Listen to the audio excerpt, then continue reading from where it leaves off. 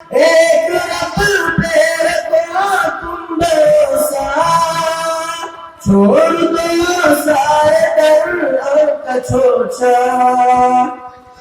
जो मुकद्दर में होगा तुम्हारे। अल्हम्दुलिल्लाह वस्सलातु वस्सलामु अला नबिय्यिना अऊज़ु बिल्लाहि अस्समीउल अलीम मिनश शैतानिर रजीम। बिस्मिल्लाहिर रहमानिर रहीम।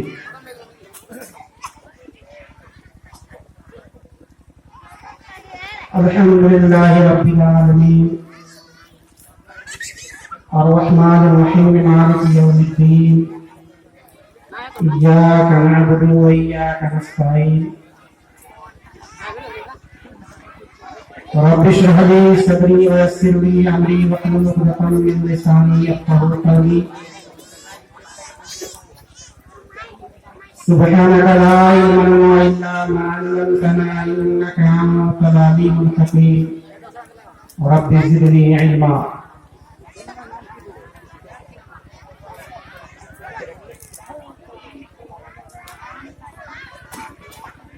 आज के इस्लामी रवायती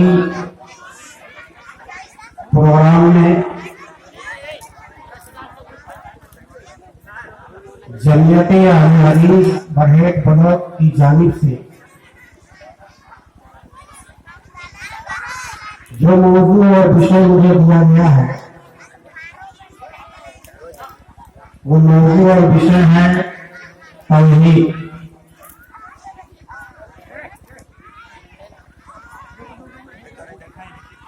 मोहतरम बुजुर्गों, दोस्तों, इस्लामी भाइयों, नौजवान साथियों, अजीज बच्चे, अजीज़ मेहमान किराम,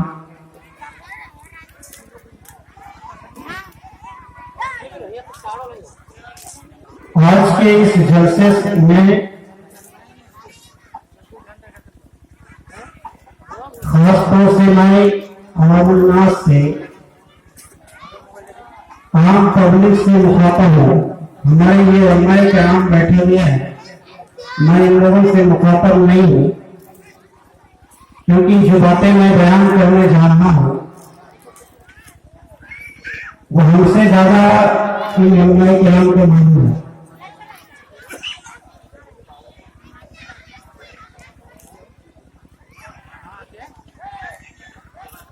तकरीर से पहले, लोगों से पहले कुछ जरूरी बातें ये हो जाए। इतना बड़ा भगवानी गांव है, इसकी जनसंख्या बहुत ज्यादा है, लेकिन यहाँ की जनसंख्या बहुत कम है।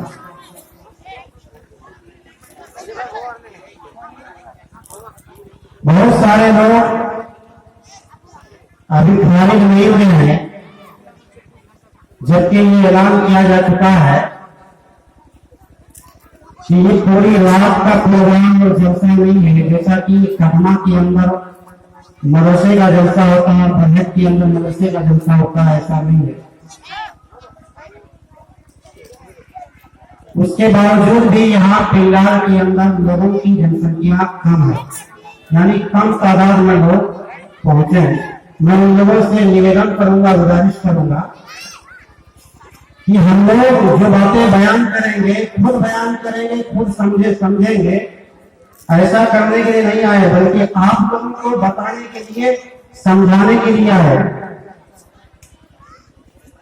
और जो भी उलमाए किराम बयान करेंगे, ऐसा नहीं है कि वो ऐसे ही बक रहे हैं और बयान कर रहे हैं, नहीं, बड़ी तैयारी के साथ आए हुए हैं। तकरीबन एक हफ्ता पहले, उससे ज्यादा दिन पहले जो है मौजूद और विषय दिया गया है, उसकी तैयारी कर रहे हैं। आप लोगों को शायद आइडिया और अंदाजा नहीं हो रहा है, इसीलिए मैं आप लोगों से गुजारिश करूंगा, चाहे मेरी तकरीर हो या जो और हमारे उलमाए किराम आएंगे, केयरफुली गौर से ध्यानपूर्वक सुनने की कोशिश कीजिएगा, ताकि इस बहाने में कुछ कुरान की दलील जो है, कुरान की आयत जो है दलील के तौर पर पेश किया जाएगा, सबूत के तौर पर, प्रूफ के तौर पर, वो आपको मालूम हो जाएगा। और इसी बैठक में इंशाअल्लाह अज़ीज़ उस ताल्लुक से दलील भी आपको याद हो जाएगी। तो तौहीद हमारा मौजू है। तौहीद का माना और मतलब और मीनिंग ये होता है, लुगात के अंदर, डिक्शनरी के अंदर, शब्दकोश के अंदर देखेंगे, एक मानना, एक समझना, एक जानना।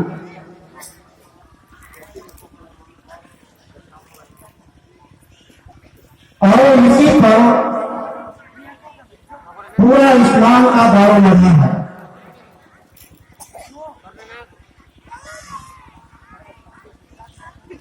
इस ताल्लुक से तौहीद की 3 किस्में हो जाती है।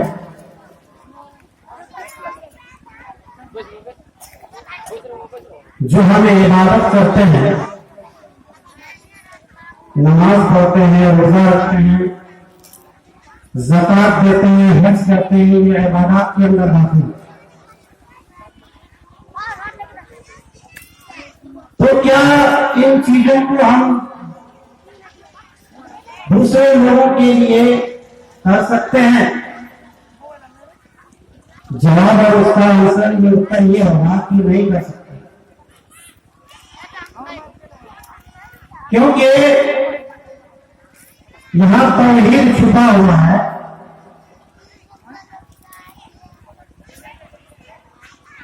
तौहीद उलूहियत, एक अल्लाह के लिए इबादत होनी चाहिए, एक अल्लाह के लिए रोजा रखना चाहिए, एक अल्लाह के लिए हज करना चाहिए, और उसी अल्लाह से हमें और आपको दुआएं मांगनी चाहिए, इल्तिजा करनी चाहिए। ये तौहीद के ताल्लुक से बातें हैं।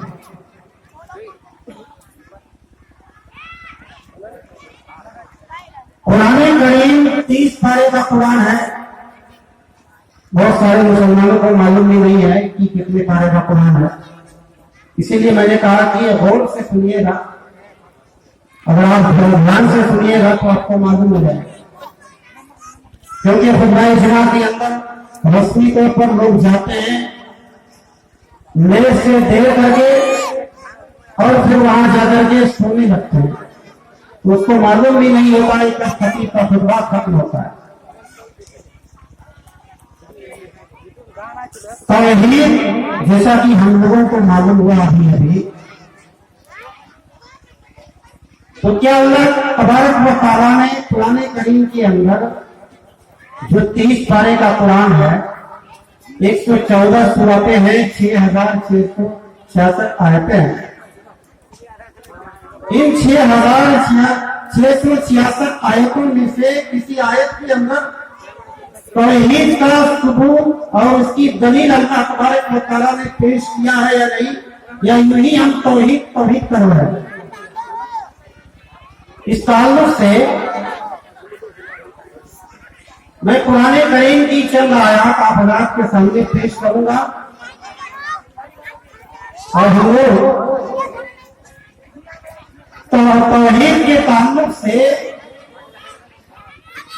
इसको दलील के तौर पर याद करेंगे, उसको समझने की कोशिश करेंगे। हमसे कोई आदमी सवाल में जवाब करेगा कि आप तौहीद के बारे में आपको मालूम है, तौहीद क्या चीज है? अच्छा ठीक है, आपने तौहीद की प्रशंसा कर दिया है, इसकी तारीफ आपने कर दिया है, आपको सबूत मालूम है, इसकी दलील मालूम है, क्योंकि इस्लाम के अंदर कोई भी बात जो है ला कलमा इल्ला बिदलील, कोई भी बात बगैर सबूत के, बगैर दलील के, बगैर प्रूफ के नहीं मानी जाती है। हत्ता कि अल्लाह तबारक व तआला अकेला है और इबादत और रियाजत के अंदर वो ये चाहता है कि मेरी ही सिर्फ इबादत होनी चाहिए, क्या पुराने करेंगे मौला अल्लाह रब्बुल इज्जत ने उसकी दलील पेश किया है। इस ताल्लुक से सूरह आल इमरान की मैंने बयान किया ये पुराने करीम के अंदर 114 सूरतें हैं, उनमें से एक सूरा का नाम है सूरह आल इमरान। इसकी 18 नंबर आयत के अंदर अल्लाह रब्बुल इज्जत ने इरशाद फरमाया है कि शहीद अल्लाह अन्नहु ला इलाहा इल्लल्लाह वल मलाइकतु व उलुल इल्म काइमुन बिल क़िस्त। अल्लाह रब्बुल इज्जत ने सूरह आल इमरान आयत नंबर 18 के अंदर इरशाद फरमाया है शहीद अल्लाह अन्नहु ला इलाहा इल्लल्लाह। अल्लाह ने इस आयत के अंदर ये प्रूफ किया है, ये दलील दिया है कि अल्लाह ला इलाहा इल्लल्लाह, अल्लाह के अलावा कोई माबूद नहीं है जिसकी इबादत होनी चाहिए, जिसके लिए नमाज पढ़नी चाहिए, वो जात सिर्फ और सिर्फ अल्लाह की बात है। इसी को तौहीद उलूहियत बोलते हैं। तौहीद को 3 खंड के अंदर भागा गया है, 3 हिस्सों में भागा गया है। उनमें से पहला हिस्सा क्या है? तौहीद उलूहियत, यानी इबादत किसके लिए होनी चाहिए? अल्लाह के लिए होनी चाहिए। वल मलाइकतु व उलुल इल्म काइमुन बिल क़िस्त। अल्लाह ने गवाही दिया कि अल्लाह एक है। अल्लाह खुद अपने बारे में गवाही दे रहा है कि मेरे बंदे मैं अकेला हूं, मेरे साथ कोई नहीं है। वल मलाइकतु, और फरिश्ते भी गवाही दे रहे हैं कि अल्लाह एक ही है। व उलुल इल्म, और जो ज़ी इल्म है, जो हमारे ये उलमाए किराम बैठे हुए हैं, इसी को उलुल इल्म कहा गया है, इल्म वाले। और अल्लामा शौकानी रहमतुल्लाह अलैह की तफसीर के मुताबिक, अल्लामा शौकानी रहमतुल्लाह अलैह ने इस आयत की तफसीर के अंदर लिखा है कि उलुल इल्म इस आयत के अंदर जो कहा गया, इससे मुराद कुरान और सही हदीस के जानने वाले लोग हैं। ये दुनिया के अंदर जो स्कूल और कॉलेज के अंदर जो मैथमेटिक्स, साइंस, हिंदी, इंग्लिश ये सब पढ़ाया जाता है, उसके शिक्षित और उसके एजुकेटेड और जानने वाले लोग मुराद नहीं है। जानने वाले लोग से मुराद यहाँ कुरान और सही हदीस की बात जानने वाले लोग, कायमन बिल क़िस्त, जो अदल इंसाफ को कायम करने वाले हैं, यानी अल्लाह तबारक व तआला। ला इलाहा इल्ला हुवल अज़ीज़ुल हकीम। फिर अल्लाह ने आगे कहा कि अल्लाह के अलावा, यानी मेरे अलावा कोई अल्लाह नहीं है जिसकी तुम इबादत करोगे। इल्ला हुवल अज़ीज़ुल हकीम, और अल्लाह गालिब है, हिकमत वाला है। अल्लाह तबारक व तआला ने इस आयत करीमा के अंदर एक नुस्खा बयान किया है, पॉइंट, कि मैंने दलील के साथ कहा है मेरे बंदे, ऐ दुनिया वालों, मैंने दलील के साथ कहा है कि मैं अकेला, ला इलाहा इल्लल्लाह। इसके बावजूद भी तुम जबरदस्ती करोगे, किसी को शरीक करोगे। अल-अज़ीज़, उसके लिए मैं जबरदस्त हूं, ऐसा नहीं है कि उसके लिए मैं कमजोर हूं, उसको मैं सजा नहीं दे सकता। अगर मेरे अंदर से वो और मेरी इबादत अगर वो नहीं करेगा तो मेरी पकड़ से वो बाहर नहीं जा सकता है। मैं अज़ीज़ हूं उसके लिए, जबरदस्त पकड़ और गिरफ्त करने वाला। चोरी करने वाला आदमी चोरी कर देता है, डकैती कर देता है, पुलिस वाले उसको पकड़ते हैं, किस तरीके से सरगर्मिश करते हैं, उसकी पिटाई करते हैं, उससे कहीं ज्यादा मैं उस बंदे की गिरफ्त और पकड़ करने वाला हूं जो मेरी इबादत नहीं करेगा और उल्टा जो है मेरी अपोजिट जो है मेरी इबादत में किसी को शरीक करे। तो इस आयत से तौहीद की बात साबित होती है। अल्लाह ने दलील के तौर पर अपने कुरान हकीम के अंदर अपने नबी के जरिए से तौहीद की दलील पेश किया।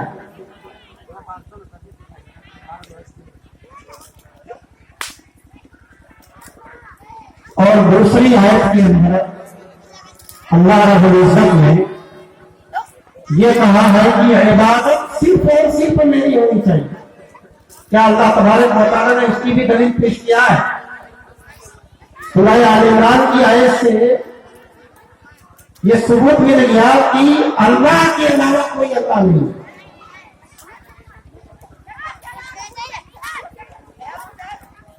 अल्लाह रब्बुल इज्जत ने सूरह बकरा इस आयत के अंदर इरशाद फरमाया है, व इलाहुकुम इलाहुन वाहिद। ऐ मेरे बंदे, तुम्हारा अल्लाह एक ही है। इलाहुकुम इलाहुन वाहिद, ला इलाहा इल्ला हुवल रहमानुर रहीम। और ऐ मेरे बंदे, अल्लाह के अलावा मेरे अलावा कोई अल्लाह नहीं है। रहमानुर रहीम, और उस अल्लाह की सिफत यह है कि वो रहमान है और रहीम। बहुत ज्यादा रहम करने वाला, निहायत रहम करने वाला।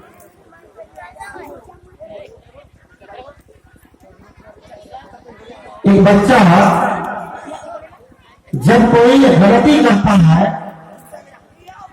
और गलती करने के बाद भी उसके वालिदैन, खास तौर से और वालिदैन में से उसकी माँ, क्योंकि बाप के मुकाबले में, वालिद के मुकाबले में वालिदा और माँ का ममता ज्यादा होता है, रहम करने वाली वो ज्यादा होती है। उससे कहीं ज्यादा तफसीर में आता है कि उससे कहीं ज्यादा इंसान के, मनुष्य के तसव्वुर से ज्यादा अल्लाह तबारक व तआला रहम करने वाला। तो मेरे दोस्त और बुजुर्ग, मेरे नौजवान साथियों, हमें कुरान को पढ़ने की जरूरत है। अल्लाह रब्बुल इज्जत ने इतना बारीक बारीक नुक्ता को बयान किया है। कुरान की तिलावत के साथ साथ हमें कुरान की आयत का जो तर्जुमा है, उसका जो माना है, मतलब है, उसको भी समझने की जरूरत है। तो मेरे दोस्तों, बुजुर्गों, आप लोग सोच रहे होंगे कि यहां हमने कहीं और से लाया है, इसको लिख करके कहीं और से हम बयान कर रहे नहीं। आप कुरान को जिस भाषा में समझते हैं, अरबी को अरबी समझते हैं, अरबी को अरबी में समझते हैं, या अरबी को उर्दू में समझते हैं, या अरबी में जो कुरान है उसको आप हिंदी भाषा में समझते हैं। बहुत सारे पुराने लोग हैं, उसको बंगला समझ में आता है, अब हर भाषा में कुरान को पढ़ सकते हैं, उसको समझ सकते हैं। तो मेरे दोस्त और बुजुर्गों, मेरे नौजवान साथियों, खास तौर से कुरान को समझने की जरूरत है कि अल्लाह तबारक व तआला ने किन किन चीजों के बारे में क्या क्या दलील पेश किया है। तो ये दो आयतें जो आप हज़रात के सामने तिलावत की गई है और बयान किया गया है, उनमें से दूसरी आयत के अंदर हुवल रहमानुर रहीम, ये इसके बारे में मुझे बताना है कि रहमान और रहीम, मैंने बताया कि तौहीद को 3 खंड के अंदर बता दिया है, 3 हिस्सों। पहले हिस्से के बारे में हम लोगों को जानकारी हो गई कि तौहीद उलूहियत, और दूसरा क्या है, तौहीद रुबूबियत। और तीसरा क्या है, तौहीद अस्मा व सिफात। और रहमान और रहीम जो है यही अस्मा व सिफात अल्लाह तबारक व तआला की सिफत है।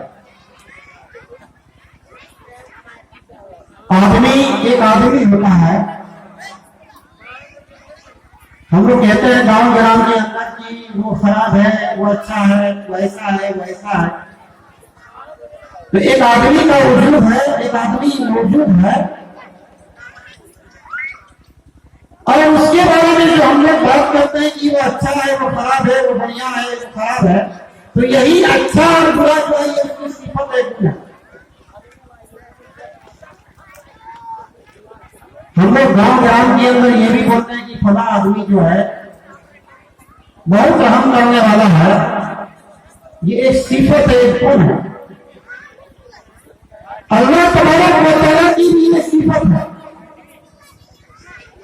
मैंने बताया कि हम लोग दुनिया के अंदर जो भी कुछ कर रहे हैं, क्या अल्लाह भी वैसे ही करेगा? हम लोग जिस तरीके से अपने बच्चों के ऊपर रहम करते हैं, क्या अल्लाह तबारक व तआला भी वैसे ही रहम करेगा? जवाब उसका सीधा सीधा नहीं सकता, नहीं शर्त। अल्लाह हमारे सोच और विचार, हमारे वहमो गुमान हम सोच भी नहीं सकते हैं, उससे कहीं ज्यादा अल्लाह तबारक व तआला रहम करने वाला है, रहमान और रहीम। तो मेरे दोस्त और बुजुर्ग हो, मेरे नौजवान साथी हो, हम लोग को मालूम हुआ कि अल्लाह तबारक व तआला रहमान और रहीम है, और यही तौहीद ये खंड में से एक खंड क्या है, तौहीद अस्मा व सिफात।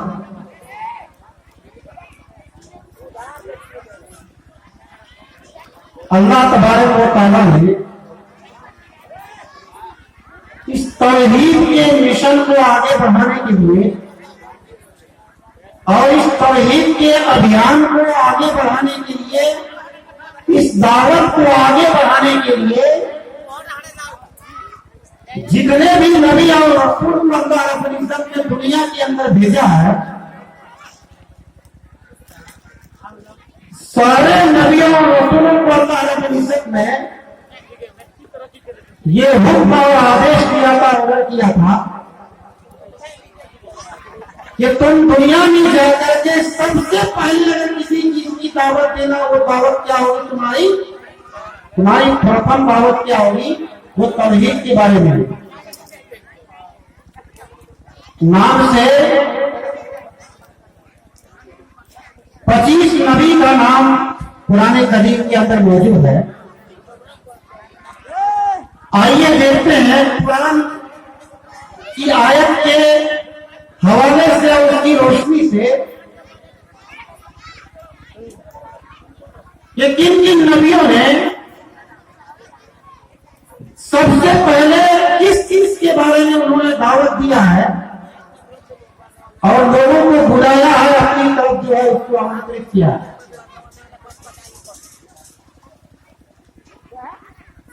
इसके ताल्लुक से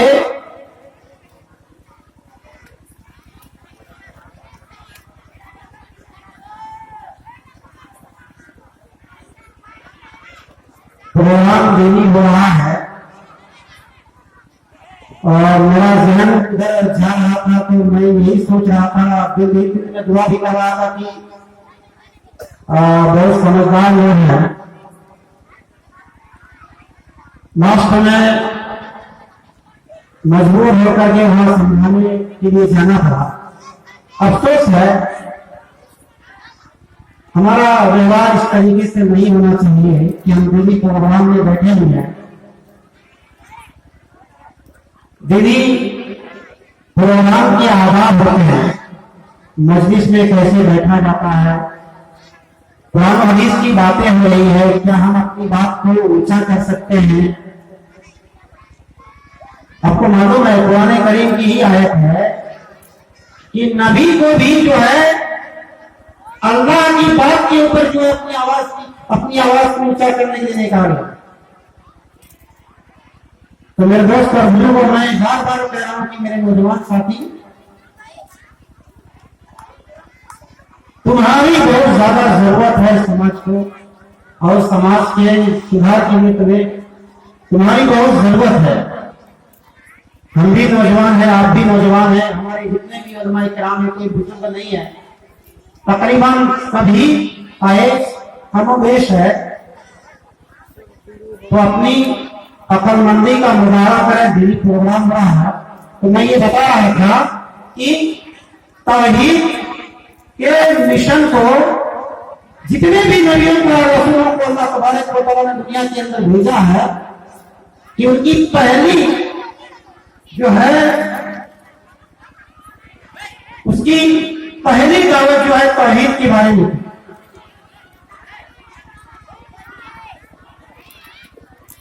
और हर नबी ने हजरत साले, मिसाल के तौर पर हजरत सालेह अलैहिस्सलाम ने, हजरत हूद अलैहिस्सलाम ने, हजरत ईसा अलैहिस्सलाम ने, यहाँ तक के हमारे और आपके आखिरी नबी, बहुत सारे हमारे नौजवान साथियों को ये भी मालूम नहीं है कि हमारे आखिरी नबी कौन है। बहुत सारी चीजों के बारे में हमारी नौजवान बहनों को, माओं को, बेटियों को, बच्चों को, बच्चियों को, हमारे बाप दादा को, हमारे नौजवान साथियों को मालूम है। लेकिन इसी मजलिस के अंदर पूछा जाए कि हमारे आखिरी नबी का नाम क्या है तो मालूम नहीं है।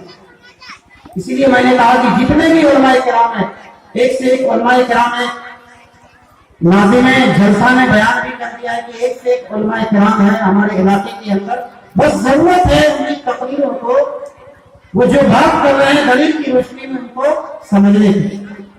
तो मेरे दोस्त और बुजुर्गों, हत्ता कि अल्लाह के आखिरी नबी हजरत मोहम्मद मुस्तफा सल्लल्लाहु अलैहि वसल्लम ने भी कहा कि अल्लाह की इबादत करो और उसके साथ किसी को शरीक मत ठहराओ।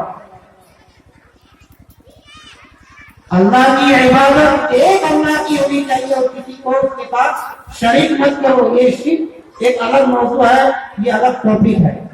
और तौहीद जो मुझे आज के इस जलसे के अंदर मौजू मिला था, विषय मिला था, तो ये तौहीद और कलमा शहादत के अंदर भी, कलमा तैयबा के अंदर भी कहा गया है कि ला इलाहा इल्लल्लाह मुहम्मदुर रसूलुल्लाह। एक पाठ के अंदर कहा गया है कि ला इलाहा इल्लल्लाह, अल्लाह के अलावा कोई माबूद नहीं है। तो खुलासा कलाम यह है कि आज की तकरीर के अंदर मैंने बहुत सारी बातें आप हज़रात के सामने बयान किया है। तकरीर का शॉर्टकट और खुलासा कलाम यह है, संक्षेप यही है कि हम लोगों को इबादत, नमाज, रोजा, हज, ज़कात, दुआ, इल्तिजा, ये सब एक अल्लाह के लिए होनी चाहिए। इन्हीं चंद कलिमात के साथ मैं अपनी बात को खत्म करता हूँ। जो मुक़द्दर में होगा तुम्हारे,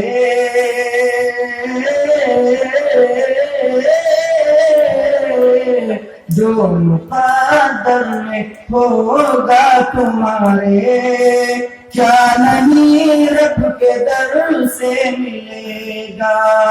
जो मुक़द्दर में होगा तुम्हारे, क्या नहीं रब के दर से मिलेगा।